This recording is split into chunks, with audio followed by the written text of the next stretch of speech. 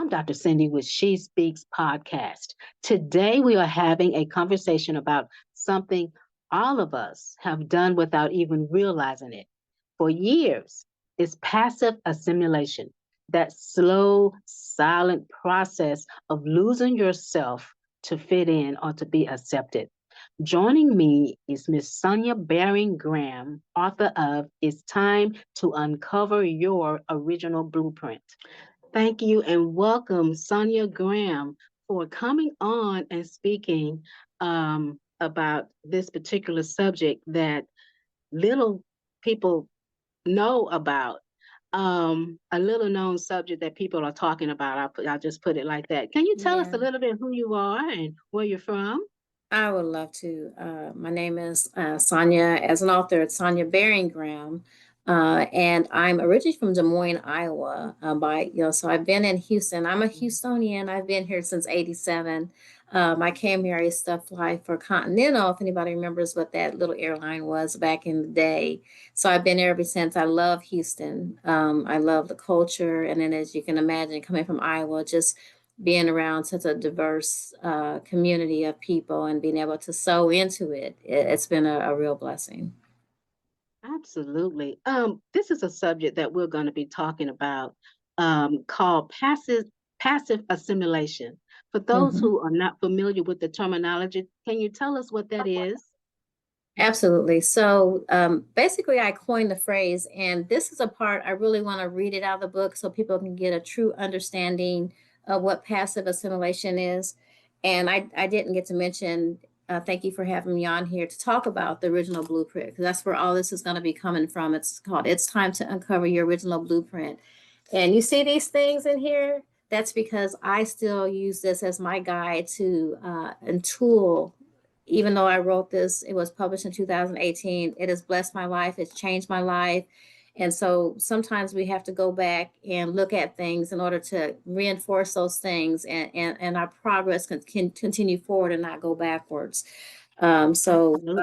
That's why I want to read it word for word so people get an understanding what passive assimilation is. So important. It's so Yeah. important. So Yeah. passive assimilation is a unspoken epidemic. Passive means accepting or allowing what happens without active response or resistance. Assimilate means to become like something or mimic or copy. Okay. So this Mm. can happen knowingly or unknowingly. And basically, what happens is this in your life, sometimes there's things that we want so bad that we give in those realms past ourselves. And how this came to play for me as an understanding is there was a time in my life where I can remember if you were to ask me basic, simple things like, Sonia, if you can go anywhere in the world, where you want to go, if you can have anything, I didn't have answers for myself. But as it pertained to my children and my spouse at the time, I could go on and on and on about their plans and how I was going to help them get there and achieve those things and how important they were because that was the focal point was on others. And you can passive assimilation can happen not only in a relationship or family, but it can happen at work, it can happen in family. Basically, it's when you go past yourself, you don't set boundaries, and it goes on so far that you even forget who you are, and so you get so far out there where that's why this book is 10 steps to rediscover the real you and your purpose, because we get so far removed from those basic things that make us that we forget what they are, you know. um, Mhm. when me and a friend, we were doing the breast cancer walk, and it's very interesting. We're talking about our lives and things like that. And as wives at the time, we really connected on some of these subjects and how we were feeling like we had disappeared, like our lives were not important, or what is that? What is my purpose today, and why am I here? Is it just to cook, to clean, to be a mother, to be a wife, and those things, or whatever parts that you're playing or showing up for in your life at the time. And so at the end of the walk, it was two things. One thing, I felt relieved because I thought that I was the only person that was experiencing that. And sometimes you can have all the things that man deems you are successful. You can have the house, the car, and all those things, but something's missing. And you feel guilty because, why am I have this and I have this, what's wrong, what's going on here. But then to speak to other women and colleagues and find out there's so many people that are going through the same thing. So that's why it's an epidemic and it's silent, because you, number one, knowingly, if you've adapted to those things, and sometimes in a relationship, you can want it so bad that you say you compromise past yourself, so to speak. Okay. And then it gets to a point where there's a level of expectation because that's the person you brought into the relationship. And I talk in my book about people say relationship is 50-50, and it's not, you know. Yeah. You have to bring a whole person into a relationship.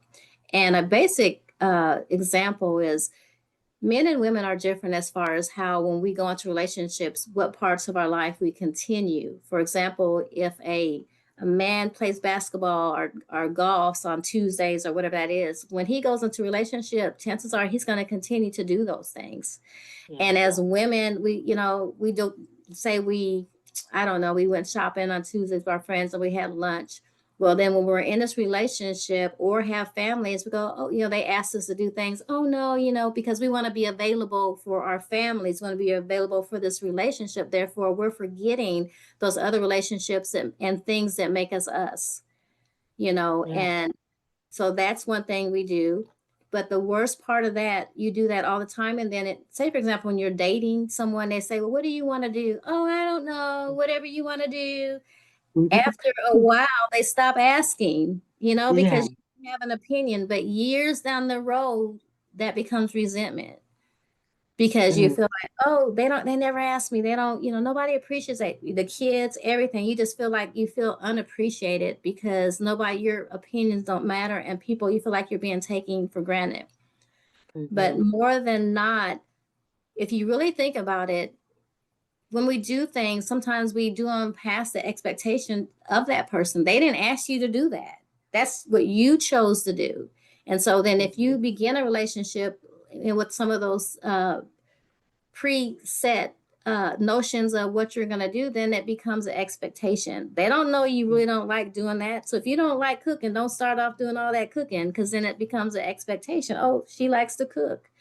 That's a good example. That's a good example. Yes. Because also, don't you think we need to know who we are at the beginning, the core at the beginning? A lot of times we don't know who we are already Yeah. until we find out who we're not. You know what I'm saying? Yes. And And so the other that's the thing is, my book it's very scripture based as well too, um, because at the end of the day, you have to understand that when we were in our mother's womb, God already gave us a purpose. We were birthed with it. It's in us, and it's who we are. yeah. And one thing I can tell you for sure, that if you can talk to a person on the phone for hours and lose track of time about subjects and things, chances are your purpose is tied to that. So people say, well, if you have a job something you love and you're doing what you love, it doesn't feel like work. Well, chances are your purpose is tied to that. You can learn anything and become really good at it, but Yeah.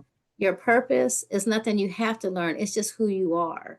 And so if we tap into that very early on and not push those things down, because we're in life so busy trying to search for who we think we need to be and search for. So are we saying that the purpose God gave us is not good enough for us? Wow.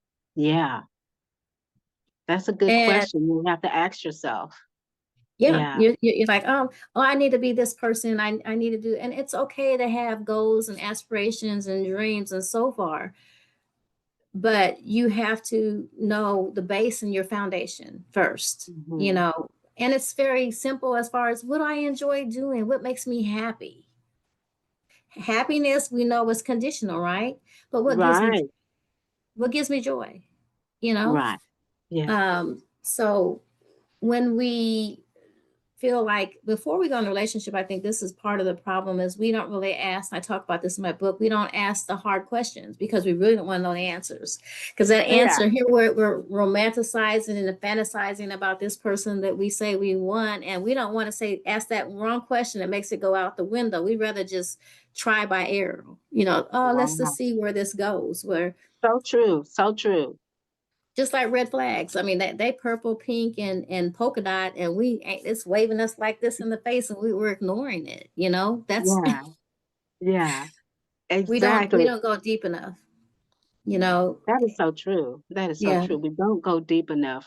And we think that if that person it comes into our life, it must be ordained, so we don't even ask any questions. We just go with the flow. yeah. If it feels right, a lot of stuff is done by Mhm. feelings. It really Oh, is done by feelings. And again, anything that's emotional related, that's driven by other things that it could be temporary. It may not have anything to do or have any substance to it.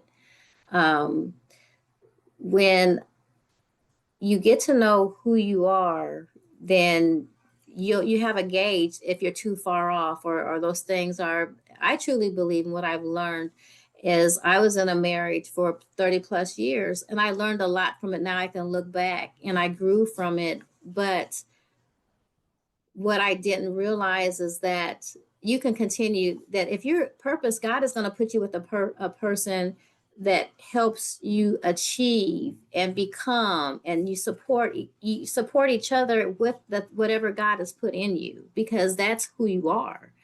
It's not making a choice. Oh, you can't do this or I'll do that. Those things are not even negotiable, because you cannot be who you are if you're true to yourself. yeah. Um, what are some of the subtle signs that someone has lost who they Hmm. are?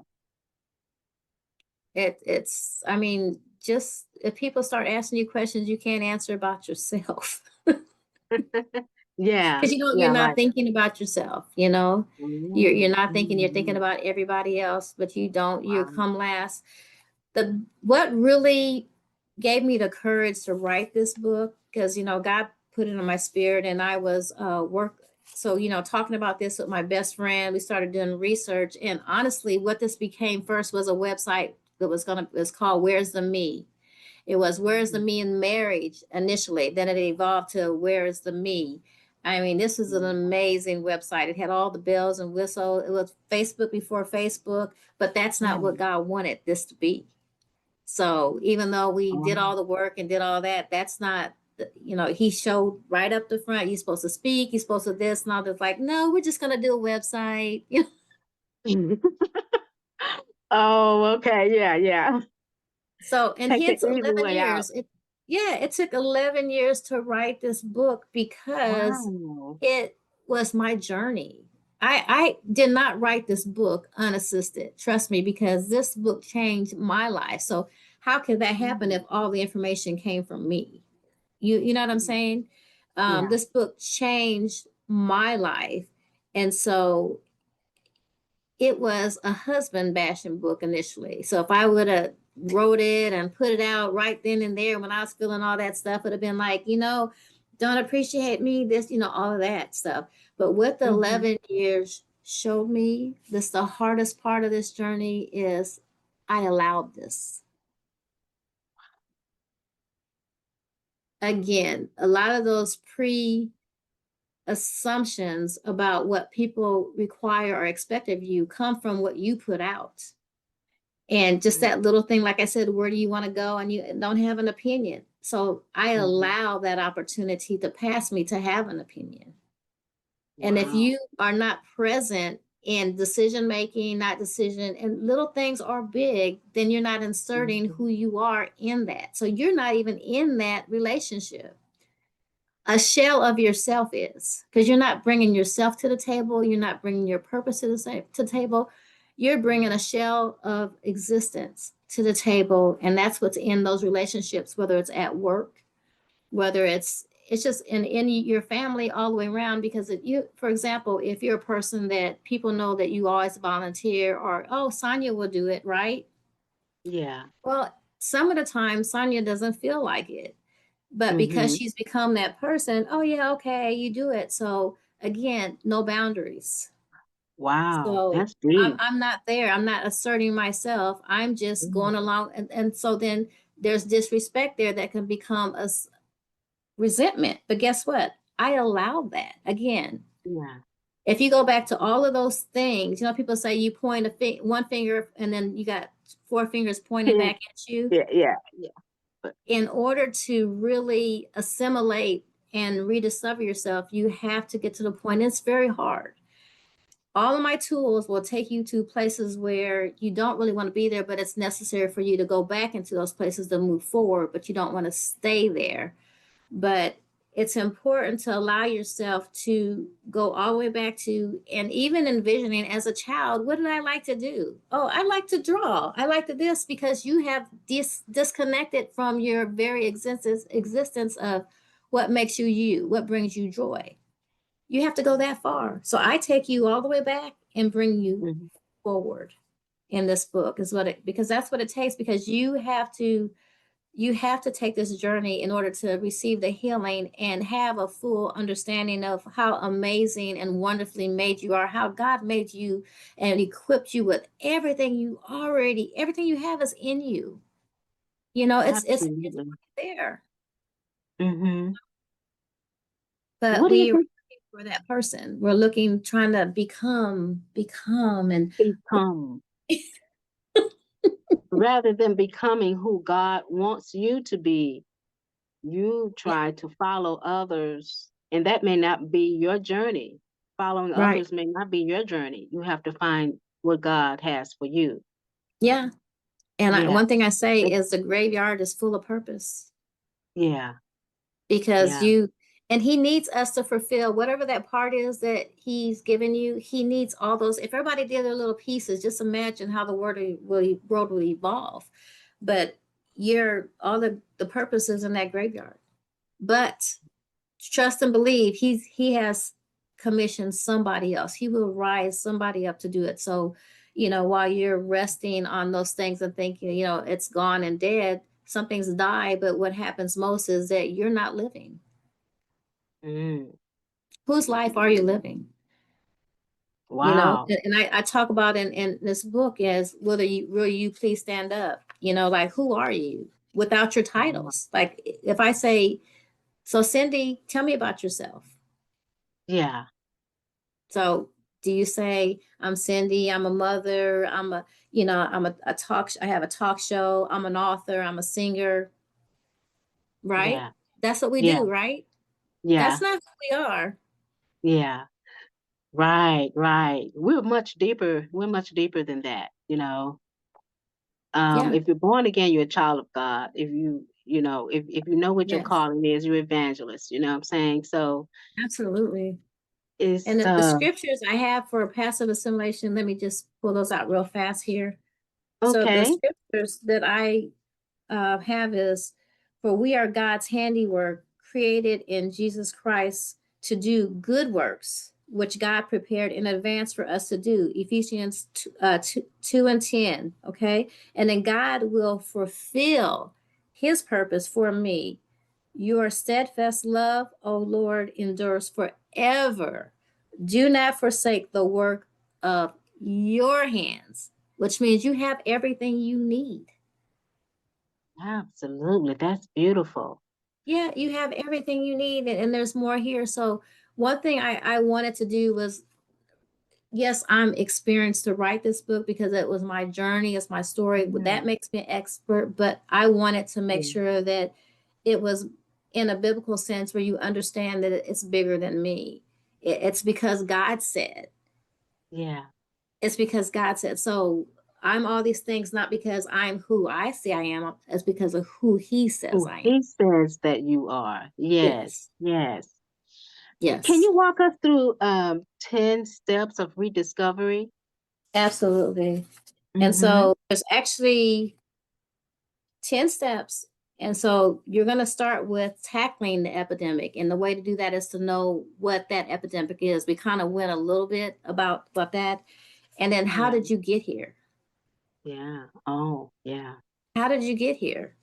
Mm-hmm. And what is happiness? So again, there's so much research that went into this. So it goes into talking about what happiness is, and it's temporal, and then joy, the difference.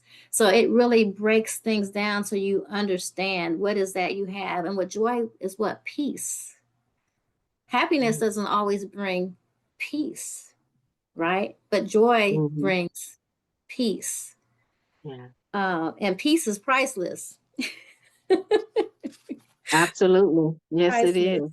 You So can't put a after price what on is that. happiness? Yes.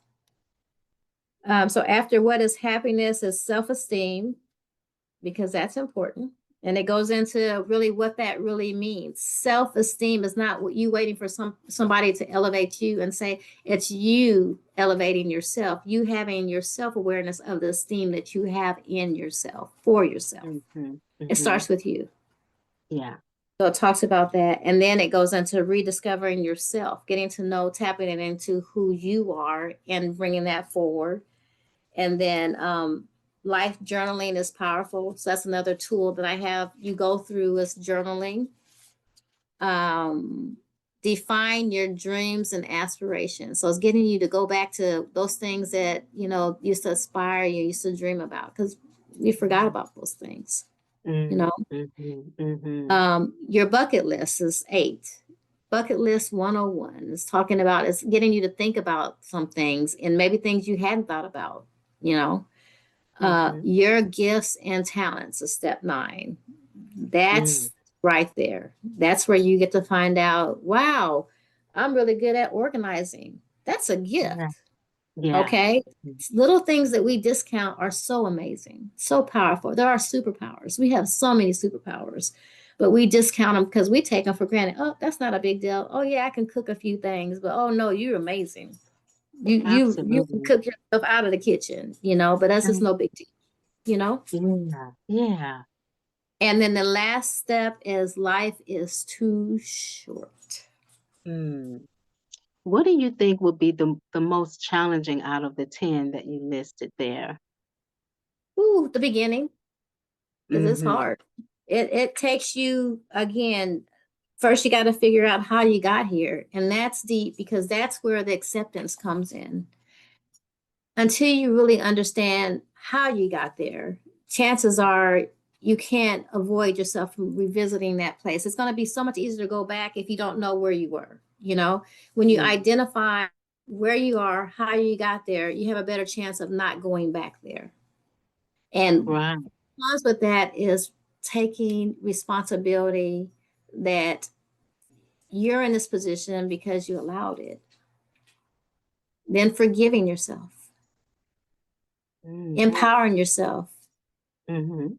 and understanding that you have everything you need to go forward and have an amazing life and live your best life on purpose is what I say.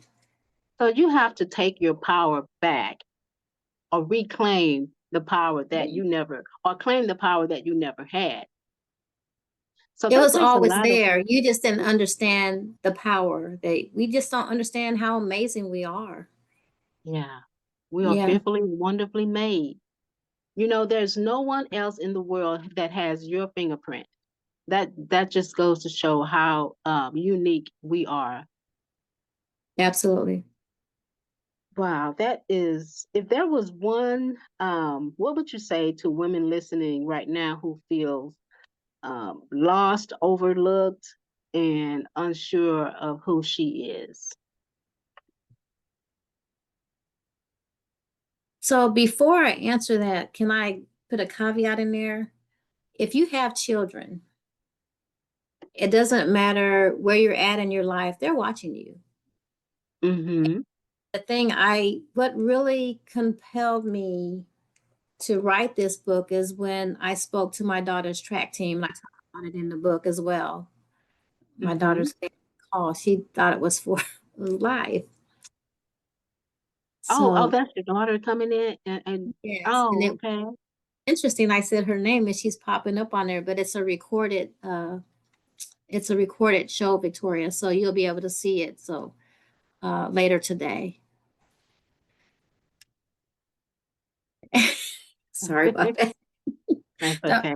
everybody's so used to me doing live, so that's, that's what she thought it was. But Oh, I actually, her track coach, I told her a little bit about what I was, working on and thinking about doing. And she said, wow, that's powerful. Can you talk to the girls? And what I asked those young ladies, and this is high school, I said, how many of you want to be like your mothers? How many hands do you think went up? none. Why do you think that is? So my daughters went up only because of now the new journey that I am on. So what they said was, I asked them, I said, why not? They said, my mom's the cook. She's the cleaner. She runs everybody around. She doesn't buy stuff for herself. She doesn't take care of herself. My dad does what he wants to do and things. So they saw, no, that's not gonna be me, right? Mm-hmm. So Mm. the very thing that we sacrifice and think, one day, they're going to understand and they're going to be happy and appreciate this and all that stuff, the sacrifice that we make, they don't look at it that way. They Wow. look at, you need it because, your kids love you. They want you to be Mhm. happy. So the same Yeah, things that you want for them, they want for you. they work with you. You're Yeah. doing it and you're running yourself in the ground and you're not living your life and you don't have your own joy, they see that and that doesn't make them happy. And it doesn't Mm. make a happy house, right? Okay. So that was deep. That blew my mind. I'm like, wow, all of us women are people. You're sacrificing, and this is how they're seeing you. They're seeing you as a victim by choice. Ew. That's deep. So that's when Wow. I said I have to write this book because I really want, even at a young age, women, girls to understand their value. And you asked me the question, like, what would I want women to know? I want them to know that no matter where you're at, what you've gone through, you still have the opportunity to show your child a strong, amazing, powerful woman. And the way you do that is by rediscovering yourself, taking your power back, setting boundaries, and becoming who God created you to be in the first place. And you owe that to your children because one thing that happens, and I talk about this in the book, is that a lot of times dysfunction happens in your home, but you don't identify it as that. So then it becomes the norm and your kids leave your Mm. household thinking, oh, that's how it's supposed to be. That's all they see. But it should be, Yeah. I know you saw this, but this was really not the right way. Please don't go out and do that. Do better or whatever. If we don't align with the truth, then all you know is what you've experienced. So, what I would say Absolutely. is that we owe our future, we owe ourselves, we owe our children the opportunity to see the woman or the person, because this book is for anybody. This passive assimilation is based on the position you allow yourself to be put in a relationship. It can be men as well too. Mhm. But you owe it to yourself and your family to be all that God created you to be and to live a life on purpose because that's what He wants. That's what God wants for us all. And your children, by you empowering yourself, you empower them to have a better chance of having that same outcome and living their best life on purpose as well. That's beautiful saying, and it's so true. And it's so true. Don't you think it's also a process, something that could probably take a lifetime to learn about who you are? It's not something that you can do, within 30 days or a year or two or whatever. But don't you think it's growth? Because those who are listening, they have to kind of Yeah. start from where they are, and that could take you know, who knows how long to Yeah. to arrive, pretty much. Absolutely. And I Hmm. think life is different and changing, forever changing. So we're Forever. always readjusting just in general. Hmm. Hmm. What you lay your head down and if you're blessed to wake up the next morning and put your feet on the floor, Preferably you have a relationship with God. So then that gives you that faith, the size of a mustard seed, that it's worth to Yeah, push on and see what will come and what He has for you, right? Um, absolutely. so every Yeah, day we're evolving and taking on whatever the world has for us. And yeah. so yes, it does take time. But what I wanted to show you, that this is truly a workbook. I don't know if you can see it, but there's work to do in this book. And I get people, they get so Awesome. excited they can read it from cover to cover. You can do that. But if you want to rediscover who you are, you have to do the work. 11 Absolutely. years. Wow. And See? I have a mentor. When I thought I was done with the book, I it was like probably 10 years, but he told me I wasn't ready. And I just hit the roof. I was like, what are you talking about? Blah, blah, blah, blah, blah.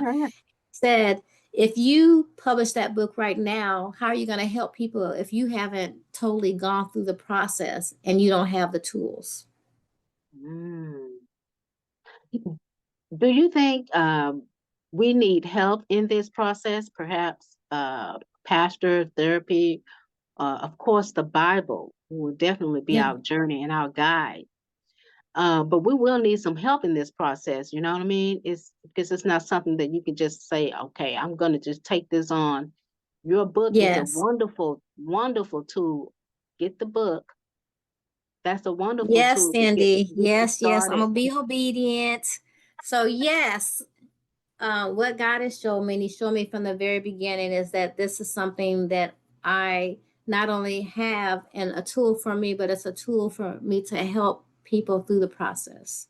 So I'm rightfully going to take my place as a purpose coach and help people rediscover their original blueprint. Oh, So thank you for asking and saying that, because it's been so many, I get so many testimonies how people say this book has changed their life. I do.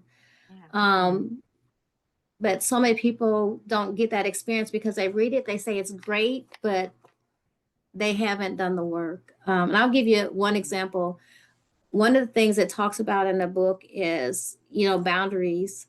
So there's this Mhm. young lady. I met her on the bus. Actually, we went to church together, but we just started riding the bus together. And so I was telling her, so she was doing all the cooking. She had young kids and this and that. And one of the things it talks about is in my book is me time, right?